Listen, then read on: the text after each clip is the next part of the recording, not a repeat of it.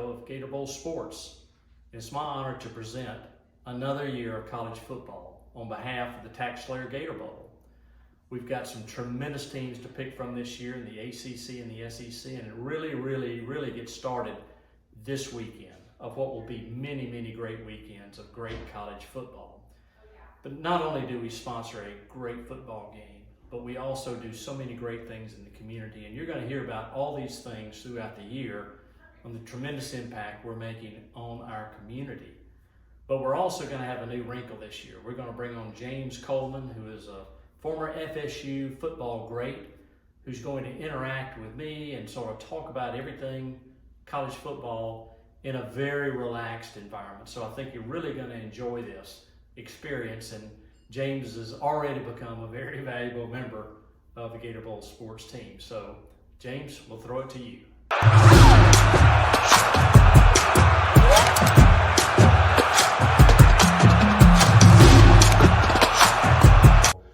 A lot of stuff happened. College football, finally, we had games played. Week 0, not as exciting as week 1 that's coming up here. We're going to talk about some of the games coming up, but we had a couple teams of interest play games. We saw Vanderbilt play Hawaii. We saw, I forgot, who did Notre Dame? Notre Dame played somebody. Notre Dame Navy. So did those games really have any effect on us, or kind of went the way that we expected it to go? Well, we're all pulling for the SEC and the ACC to win, and so it was a good weekend. Vanderbilt had to hang on to beat Hawaii after a big rain delay there in Nashville, and then obviously what Notre Dame did, the game was over pretty quickly. But those two teams really played well, and I think it bodes well for the future for the conference. Vanderbilt 1-0, I think they've got a chance to be 2-0, and then they play Wake Forest in week 3. So it's going to be an interesting battle there. But it didn't tell a lot, but at least the season started and it sets up, which is going to be a fantastic Thursday, Friday, Saturday, Sunday, Monday of college football. So this is going to be a great week. I can't wait. I've been waiting for this for quite some time. This week we have real college football games being played, some exciting matchups. Next weekend we have the NFL coming up, 7 days a week of good football. I would say, ladies, get upset with your husbands, but I'm seeing a lot of women are really getting into this great game. So this week, what are some week 1 matchups that you're particularly interested in? Well, you start off with the Florida-Utah game. That's going to be important for the SEC, and obviously in-state school. Everybody would like to see Florida win that game. I think maybe, I don't know about you, but that'll be interesting for everybody to watch. But really, the intra-conference play between North Carolina and South Carolina is going to be a great game, and I think the whole nation is pointing to Orlando, where FSU and LSU match up. So you've got two games that are really going to be important, and those schools winning those games are going to have a huge leg up on any national aspirations that they may have. Now, with a hurricane coming, and you being a former athletic director, and as well as basically, I think you said football ops, the guy who handles all the travel, while we have you here, like, what obstacles does Florida have, like leaving Gainesville before a hurricane comes to going out to Utah, even though it doesn't affect Utah, but it can affect that travel? What are some things that you as an athletic director that you would have done or you've had to experience in your time? Well, I think what you see Florida doing is part of the travel concern there is having to leave really early and get out ahead of the storm. As a trip planner, you always watch the Weather Channel because you never knew whether it was going to affect a home game or a road game. Because if a game was going to be in Gainesville this weekend, there would have been some tremendous challenges as far as the damages that could occur and things that would affect just the resources it takes to stage a game. Police, first responders, fans that have to travel outside the Gainesville area. But those are all things you've got to weigh, and it certainly can throw some curveballs. All right. Well, that kind of segues what we were talking about before. We have the inter-conference play. There is a thing that we talked about last week, so hopefully people are doing their homework about how you can select bowls. We're going to go back to the expert picks, and there's a couple changes on our board. But before we get into that, let's talk about games that cannot happen because the brilliant people in the athletic departments decided to steal some of our thunder. So obviously, North Carolina, South Carolina would be a great bowl matchup, but now it's a great in-season matchup. We know FSU and LSU can't happen now, but we're going to go through the list of why some of these other ones in 2023 and also ones that are affected in 2024.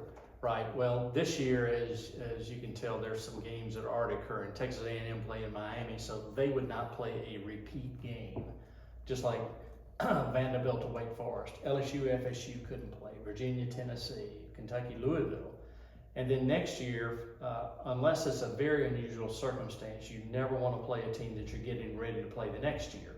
So in 24, Georgia starts with Clemson, Georgia Tech at Georgia at the end of the year, but you've got Florida and Miami.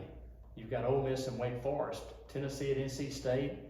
So you've got games there that you want to avoid those games. So they're really kind of off the table unless something really, really odd happens. But there would not be any repeat performances on the 23 season, this season, for matchups. So that takes A&M playing Miami off the table, takes LSU, FSU, like we said, off the table. Takes a lot of those games off the table, as well as games that are already scheduled for 2024.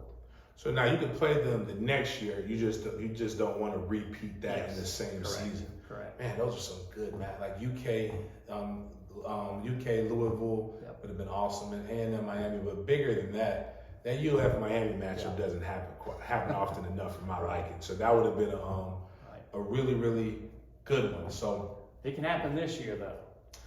So we can end the season, but I guess if it's not kicking off the season, it's not quite as bad. So but hey, you never know. That's a stretch, though. That would have to really create some oddities there for us to play this year.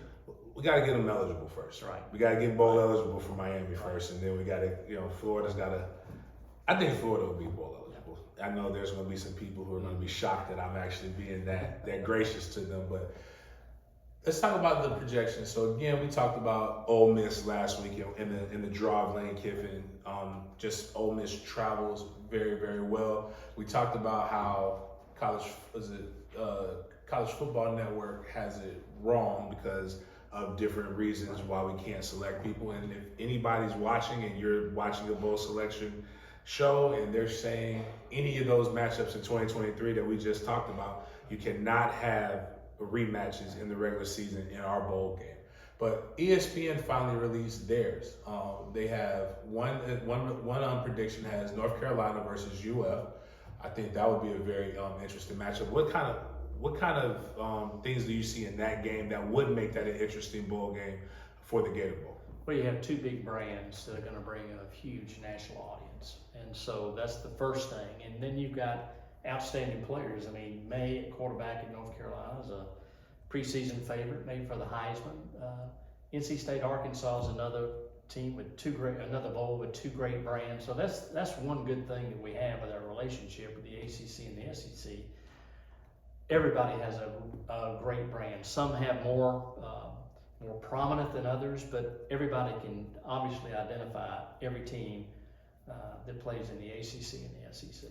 Well, that's one of the good things, and as we talked about last week with expansion, more so in the SEC, while you may get some of the lesser teams, but we're bringing in Texas and Oklahoma, that means the lesser teams are still pretty darn good brands that make the bowl game exciting to watch. Again, to be able to get Drake May, and then with some of the players what Florida has, they have a defensive end, Prince, that's actually pretty good. So that would still be a disappointment to them, what they would feel like from a record perspective, but it would be an amazing overall experience for the bowl game, and especially for TV. Jordan brand teams just brings a bunch of other flair to the game. So week one, we're going to see a lot of stuff actually start to shake out. We may, at the end of September, we may have pretty much a good understanding of who will be here in the Gator Bowl, and we'll be able to break down and do those things a little bit more. But the beautiful thing is games have to be played. So week one is upon us. Hope everybody enjoys this show. Get your breakdowns. We're going to be here once a week. The TaxSlayer Gator Bowl Drive to Selection presented by Toyota. We'll see you guys next week.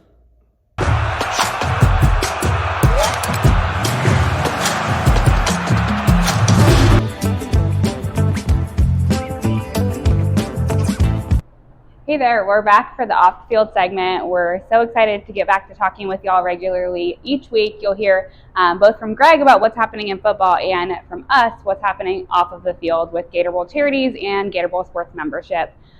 We've had a very busy summer and spring with Gator Bowl charities, lots of programs, and we're getting ready to launch a lot of them as well this fall. You'll see the MBT is back, the scholarship will be back along with our dream team. And many other programs. You can click down below for a full recap of our 2022 Gator Bowl Charities Year in Review to see some of the things that we got up to. And from a membership standpoint, we've already gotten started. We kicked off last week with College Football 101 with the Bold Ladies. The Bold Ladies came together with James, who you met earlier, and Greg, and we talked about the basics of college football, highlighted the ever-changing landscape of the conference realignment, what's about to happen in the stadium, and we look forward to hosting future events with our ladies group, the full membership, and many other young professional events and things like that to come. So if you want to stay in touch with all things happening, both charities and membership, be sure to follow our social channels at TaxSlayer Gator Bowl or at Gator Bowl Sports, and we look forward to seeing you in the weeks to come. Have a great weekend.